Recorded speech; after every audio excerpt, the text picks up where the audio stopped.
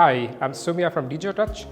Today we are in Tallinn to host the second co-creation workshop of the BIAS project, and here is what some of the participants had to say and give feedback about the project.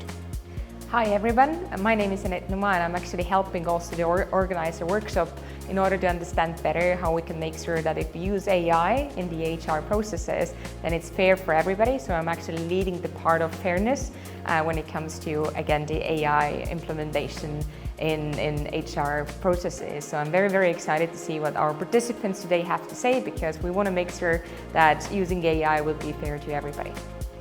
Hi, my name is Ivana Todorovic, and today I was one of the facilitators of the workshop that was organized by Digiotouch under the project that is called BIAS.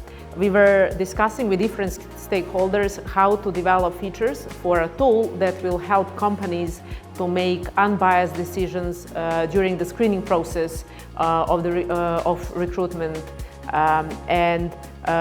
At the end, I just want to thank you all for being today with us, for contributing a lot to this workshop, and we'll make sure to take into account all your feedback that you provided in the future development.